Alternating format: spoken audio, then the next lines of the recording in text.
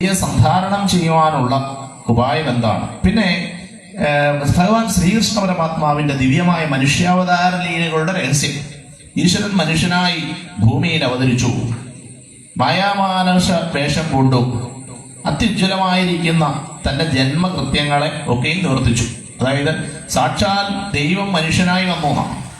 ഈശ്വരൻ മനുഷ്യനായി സാമാന്യ മനുഷ്യനെ പോലെ മാനുഷ്യലോകത്ത് ജീവിച്ച് തന്റെ ലീലാനാടകങ്ങളൊക്കെ അവസാനിപ്പിച്ച് തന്റെ സ്വധാമത്തിലേക്ക് പോയി. അതിന്റെ രഹസ്യം ഈ ചോദ്യങ്ങൾക്കെല്ലാം കൂടി ഭാഗവതം. ഭഗാരോ ഭക്തിവർദ്ധശ്ച ഗഗാരോ ഗർവവർജിത ഭഗാരോ വാക്യവിജ്ഞാതൗ തകാരോ തത്വദർശിനഃ ഭഗാരോ ഭക്തിവർദ്ധശ്ച. ഏതെന്നറിഞ്ഞാലാണോ ഭക്തി വർദ്ധിക്കുക.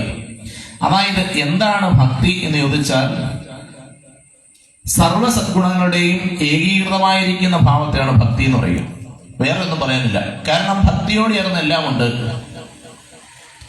സത്യമുണ്ട്, ദയയുണ്ട്, തപസ്സുണ്ട്, ശൗചമുണ്ട്, സ്നേഹമുണ്ട്, ആർദ്രതയുണ്ട്, സഹവർത്തിത്വമുണ്ട്, എല്ലാമുണ്ട്. ഭക്തനെല്ലാം ആകുന്നു. ഭക്തി ഹൃദയത്തിൽ ഉദിച്ചാൽ അതോടുകൂടി എല്ലാ ഉത്കൃഷ്ട വികാരങ്ങളും ഉണ്ടാകുന്നു. അതുകൊണ്ടാണ് ഭക്തിയിൽ പരം ഒരു വിദ്യാഭ്യാസമില്ല. ഒരുവന് ലോകത്ത് ആർജിക്കാവുന്ന ഏറ്റവും ഉന്നതമായിരിക്കുന്ന പദവിയും ഏറ്റവും ഉന്നതമായിരിക്കുന്ന വിദ്യാഭ്യാസവും ഭക്തി നേടുക എന്നുള്ളതാണ്. ഭക്തി ഉണ്ടായാൽ മുക്തി സിദ്ധിക്കും, അതിന് യാതൊരു സംശയമില്ല. അയാൾ ഈ ലോകത്തെ സ്നേഹിക്കും, അയാളെ ലോകവും സ്നേഹിക്കും. സ്നേഹം കൊണ്ട് അയാൾ ലോകത്തെ കീഴടക്കും. അപ്പോൾ ആർജിക്കാവുന്നതിൽ വെച്ച് ഏറ്റവും വിലയേറിയ സമ്പത്ത് ഭക്തിയാണ് എന്ന് പറഞ്ഞു. അപ്പൊ ഏതെന്നറിഞ്ഞാലാണോ ഭക്തി സംവർദ്ധിക്കുക. രണ്ടാമത്തത്, എന്തെല്ലാം ഉണ്ടായാലും ഒരുവൻ ഗർഭിഷ്ഠനാണ് എങ്കിൽ, അഹംഭാവിയാണെങ്കിൽ ഈ ഉണ്ടായതുകൊണ്ട് യാതൊരു ഗുണമില്ല.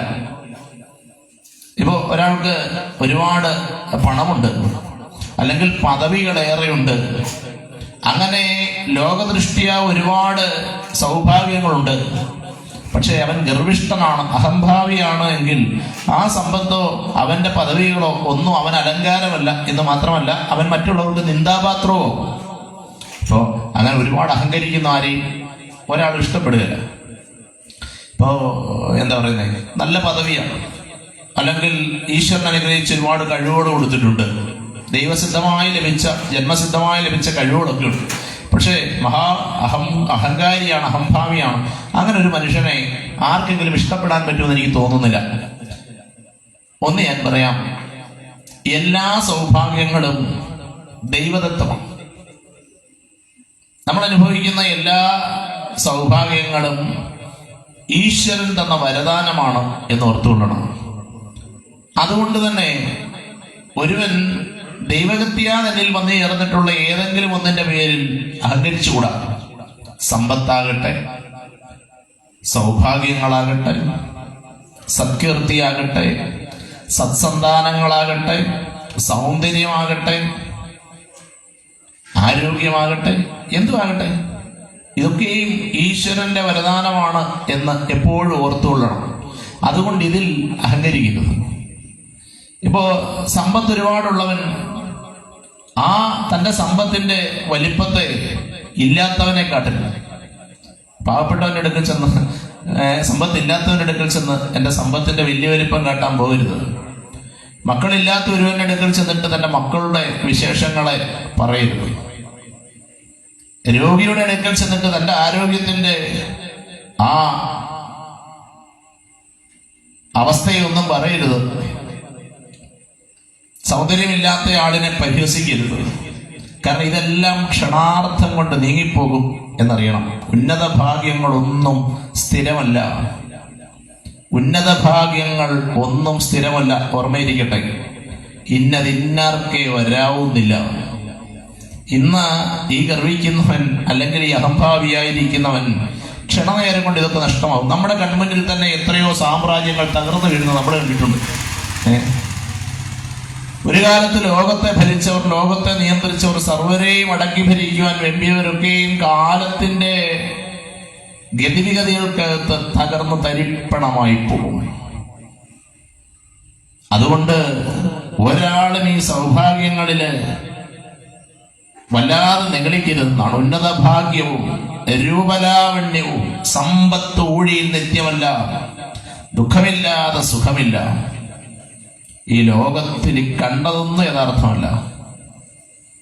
ദുഃഖമുണ്ടോ? സുഖമുണ്ട്. ഒരു കയറ്റമുണ്ടോ? ഇറക്കമുണ്ട്.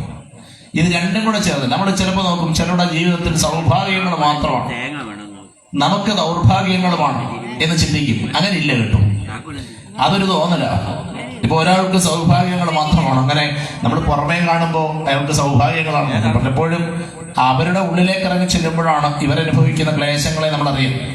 തന്നെയല്ല, ഒരു പ്രകൃതിയുടെ നിയമം അങ്ങനെയാണ്. നോക്കൂ, ഏതൊരു കയറ്റത്തിനൊരു ഇറക്കമില്ലേ? ഒരു കുന്നിന് ബദലായി ഒരു കുഴിയുണ്ടത് ഗണിച്ചിരുന്നു. അത് കയറി പോവില്ല. കയറുന്നതിന് ആനുപാതികമായിട്ട് ഇറങ്ങിയും പോകണം. പകലുണ്ടെങ്കിൽ അതുകൊണ്ട് രാത്രിയും ഉണ്ടാകും. അപ്പൊ എല്ലാറ്റിനും ഇരുവശങ്ങളുണ്ട്. എന്തുകൊണ്ട് ഒരാൾക്ക് സ്ഥായിയായ ദുഃഖം മാത്രം? അങ്ങനെയില്ല. അല്ലെങ്കിൽ ഒരാൾക്ക് സ്ഥായിയായ സുഖാനുഭവം ഉണ്ടാകാം. കാരണം അത് എന്തുകൊണ്ടുണ്ടാകുന്നു എന്ന് ചോദിച്ചാൽ അതിന് ഉത്തരം പൂർവ്വജന്മാർജിതമായിരിക്കുന്ന കർമ്മങ്ങൾ അനുഗുണമാകുമ്പോൾ ഒരുവന് സുഖം ഉണ്ടാകുന്നു. പൂർവാർജിതമായിരിക്കുന്ന സത്കർമ്മങ്ങളൊക്കെ ചെയ്തവർ ഈ ജന്മത്തെ ഏറിയ സുഖങ്ങളെ അനുഭവിക്കാം. പൂർവാർജിതങ്ങളായിരിക്കുന്ന കർമ്മഫലങ്ങൾ ഈ ജന്മത്തിൽ വ്യാധികളായി ഒന്നും ഭവിക്കാം. അതൊഴിച്ചാൽ ബാക്കിയൊക്കെയും ഒരുപോലെ. ഇത് രണ്ടും അനുഭവിക്കുന്ന സമയത്തേ ഉള്ളൂ അതിന്റെ പ്രാധാന്യം കിട്ടും. ഇപ്പൊ സുഖമാകട്ടെ ദുഃഖമാകട്ടെ, അനുഭവിക്കുന്ന കാലത്ത് മാത്രമേ ഉള്ളൂ അതിന്റെ തീഷ്ണത. സുഖവും ദുഃഖവും അനുഭവകാലം പോയാൽ സമം, രണ്ടും ഒരുപോലെ. അപ്പൊ അതുകൊണ്ട് അങ്ങനെ ഒരു ദുഃഖമോ അങ്ങനെ ഒരു സുഖമോ ഒന്നുമില്ല. അപ്പൊ ഇരിക്കട്ടെ, പറഞ്ഞു വന്നത് ഏതൊന്നറിഞ്ഞാലാണോ ഗർവമില്ലാതെ അറിഞ്ഞാലാണോ ഭക്തി സംവർദ്ധിക്കുക, ഏതൊന്നറിഞ്ഞാലാണോ ഗർവമില്ലാതാകുക. അടുത്തത് വാക്യ